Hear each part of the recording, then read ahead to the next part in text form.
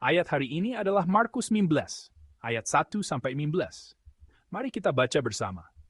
Pagi-pagi benar imam-imam kepala bersama tua-tua dan ahli-ahli Taurat dan seluruh mahkamah agama sudah bulat mupakatnya.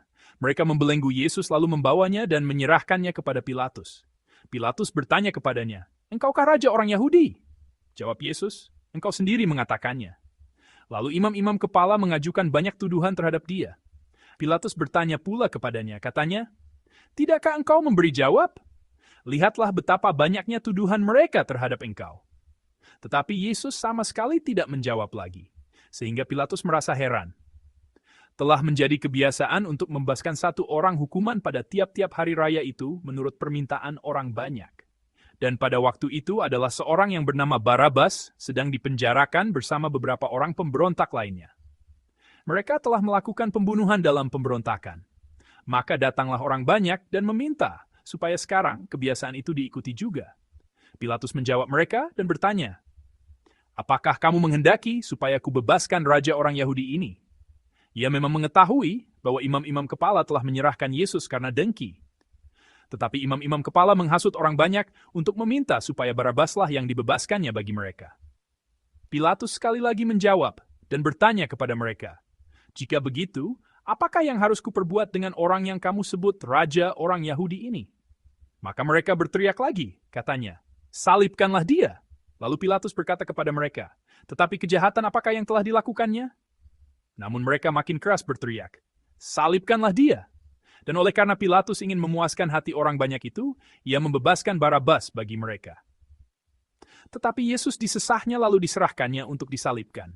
Amin. Ini adalah firman Tuhan. Saya akan berbagi firman Tuhan dengan judul Dari Kehidupan Barabas kepada Kehidupan Yesus. Pekan suci telah dimulai.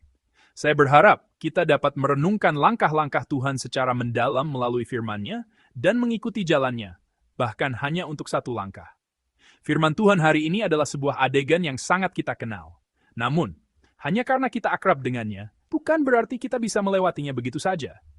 Ini karena adegan ini bukan sekadar peristiwa kematian Yesus, melainkan sebuah adegan yang mengungkapkan eksistensi manusia yang membuat pilihan. Jika kita melihat ayat 1 sama hari ini, kita melihat adegan persidangan. Namun, persidangan yang muncul dalam nas hari ini adalah persidangan yang kesimpulannya sudah ditentukan. Sebenarnya, sekeras apapun interogasi dilakukan, hal itu tidak akan memengaruhi hasilnya. Ini adalah persidangan yang kesimpulannya sudah ada. Dalam ayat 1, dikatakan bahwa pada pagi-pagi benar, Mahkamah Agama telah bersepakat dan menyerahkan Yesus kepada Pilatus. Kesimpulannya sudah dibuat. Sebelum persidangan dimulai, hasilnya sudah ditentukan. Lalu mengapa mereka menyerahkannya kepada Pilatus? Alasannya hanya satu. Para pemimpin agama Yahudi telah menghukum Yesus secara religius. Tetapi Roma tidak menghukum mati seseorang karena masalah agama. Jadi, mereka mengubah dakwaannya. Karena mereka tidak bisa menghukum mati seseorang dengan tuduhan penistaan agama, mereka mengatakan bahwa dia telah melakukan pemberontakan politik. Itulah sebabnya muncul ungkapan Raja orang Yahudi. Yesus sendiri tidak pernah berkata, "Akulah Raja orang Yahudi."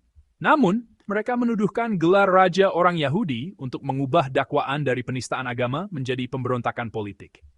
Dalam ayat 2, ketika ditanya, "Engkaukah Raja orang Yahudi?" Yesus menjawab, "Engkau sendiri mengatakannya." Kita mungkin berpikir, apa yang Yesus katakan? Apakah dia mengakuinya? Bukan. Ini sebenarnya bukan pengakuan maupun penyangkalan. Artinya, engkaulah yang mengatakannya. Yang sebenarnya lebih dekat dengan teks aslinya. Engkaulah yang mengatakannya, aku tidak pernah mengatakan hal seperti itu. Sebenarnya, Yesus tidak sedang membela diri. Tetapi dalam arti yang lebih tepat, dia menolak pertanyaan itu sendiri. Artinya adalah, aku tidak ada hubungannya dengan itu. Raja yang dipikirkan orang Yahudi adalah raja yang akan meruntuhkan Roma dengan kekuatan politik. Namun Yesus bukanlah raja seperti itu. Jadi, tidak perlu ada penjelasan, tidak ada alasan untuk menjelaskannya. Dan jika kita melihat ayat 3-5 hari ini, Yesus tidak mengatakan apa-apa. Dia diam. Keheningan ini bukan karena dia tidak punya apa-apa untuk dikatakan atau berpura-pura rendah hati. Bagaimana mungkin kerajaan Allah dapat dijelaskan sepenuhnya dengan bahasa dunia ini?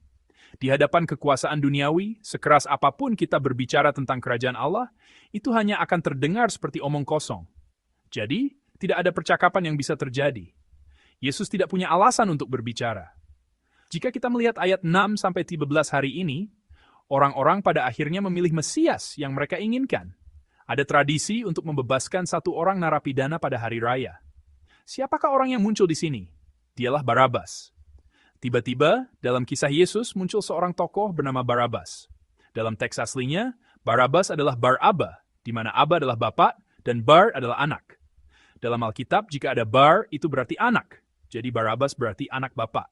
Bisa juga disebut si Anu. Artinya, kita tidak benar-benar tahu siapa dia. Ada perdebatan apakah ini adalah nama aslinya atau hanya sebutan anak bapak. Tetapi bagaimanapun juga, Alkitab menyebutnya Barabas. Namun, dijelaskan siapa orang itu. Dia adalah seorang pembunuh dalam pemberontakan. Dalam Injil Yohanes, orang ini bahkan disebut sebagai seorang penyamun. Jadi orang ini bukan sekadar penjahat kelas teri. Dia adalah orang yang melawan dengan kekerasan. Mungkin orang-orang pada masa itu memujanya sebagai seorang yang melawan Roma. Bagi orang Yahudi, mereka mungkin menganggapnya sebagai pihak kita. Itulah sebabnya mereka terus meminta agar Barabas dibebaskan. Di sini kita sampai pada satu pertanyaan penting. Mengapa orang-orang harus memilih Barabas, bukan Yesus? Pada ayat 9 Pilatus bertanya, apakah kamu menghendaki supaya ku bebaskan raja orang Yahudi ini? Dalam ayat 10, kita melihat bahwa Pilatus juga tahu bahwa para pemimpin agama telah menyerahkan Yesus karena dengki. Namun, masalahnya tidak berakhir di situ. Dalam ayat 11 dikatakan bahwa imam-imam kepala menghasut orang banyak. Nas hari ini menunjukkan realitas dari 3 kelompok. Para pemimpin, orang banyak, dan Pilatus. Para pemimpin berusaha mempertahankan kekuasaan, orang banyak mengikuti tanpa berpikir. Pilatus, meskipun mengetahui kebenaran, akhirnya tidak memilihnya. Dalam ayat 13, orang banyak berteriak, salibkanlah dia. Ini bukan sekadar teriakan, melainkan momen yang mengungkapkan Mesias seperti apa yang diinginkan orang-orang. Yesus berkata untuk mengasihi sesama dan mengasihi musuh. Dia berkata bahwa pedang harus diletakkan, dan barang siapa menggunakan pedang akan binasa oleh pedang. Dan dia bahkan berkata untuk memikul salib kita sendiri. Semangat Yesus jauh dari berperang, merebut, dan meruntuhkan. Jauh dari upaya untuk mendapatkan sesuatu dengan menggunakan kekerasan. Ingatlah, gereja tidak boleh menjadi tempat seperti itu. Orang beriman tidak boleh menjalani kehidupan seperti itu. Kita tidak boleh melakukan hal-hal seperti itu atas nama kekristenan. Namun, tokoh bernama Barabas ini berperang dan melawan. Dia adalah orang yang menyelesaikan masalah dengan kekuatan. Siapa yang akan terlihat menarik bagi orang-orang? Barabas yang melawan dan berjuang dengan kekuatanlah yang terasa menarik. Jadi orang-orang memilih Barabas. Saudara-saudari, ini bukan hanya cerita dari zaman itu.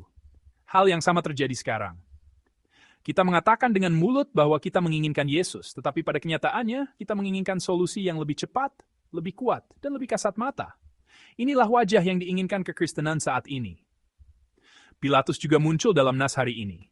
Pilatus adalah orang yang mengetahui kebenaran, tetapi membuat pilihan yang salah. Dalam ayat 14 dia bertanya, tetapi kejahatan apakah yang telah dilakukannya? Pilatus tahu bahwa Yesus tidak bersalah. Namun kesimpulannya ada dalam ayat 15, dalam kalimat ingin memuaskan hati orang banyak itu. Bukan karena dia tidak tahu. Dia tahu. Tetapi tetap memilihnya. Inilah manusia. Bukan karena tidak mengetahui kebenaran, tetapi karena tidak mau rugi, tidak mau merasa tidak nyaman, dan tidak mau hubungan menjadi rusak. Akhirnya mereka menyerahkan Yesus. Melalui sosok Pilatus, kita dapat bertanya pada diri sendiri, apakah kita akan menutup mata meskipun kita tahu? Apakah kita akan membuat pilihan seperti Pilatus, atau apakah kita akan berpihak pada kebenaran? Sekarang, ada baiknya kita melihat kembali posisi Barabas dalam nas ini. Saya pernah mendengar cerita seperti ini. Coba bayangkan Barabas yang terpenjara. Dia mendengar suara keributan di luar. Dia pasti berpikir, sekarang aku akan mati.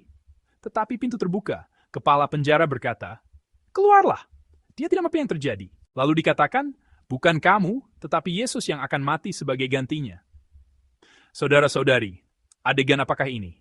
Ini adalah penebusan. Orang berdosa dibebaskan, dan orang benar dihukum mati. Di sini kita harus melihat sebuah fakta penting.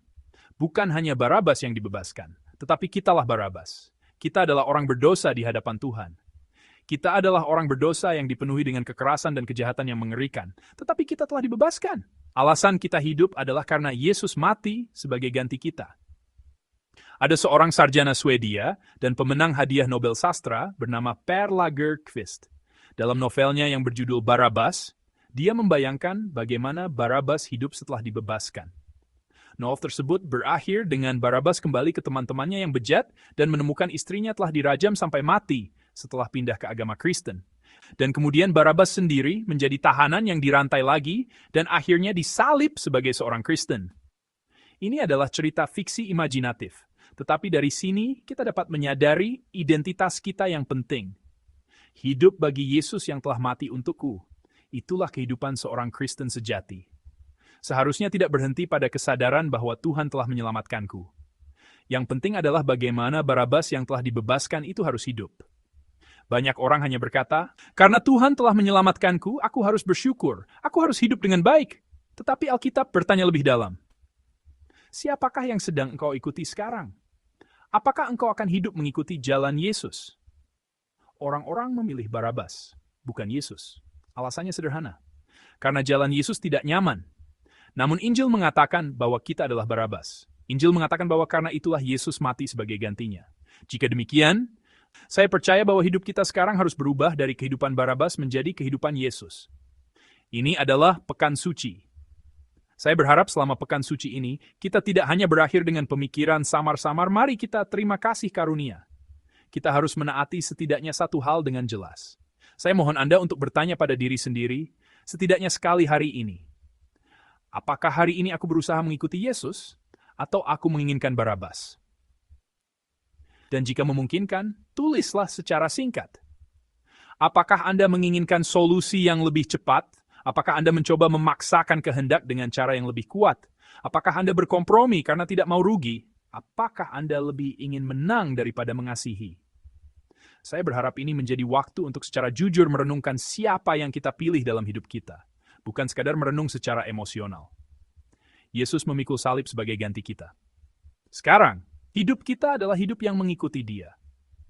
Meskipun jalan itu tampak tidak nyaman, merugikan, dan sempit, saya percaya bahwa itulah jalan kehidupan. Saya memberkati semua jemaat kita dalam nama Tuhan agar Anda memilih jalan itu dan maju dari kehidupan Barabbas kepada kehidupan Yesus.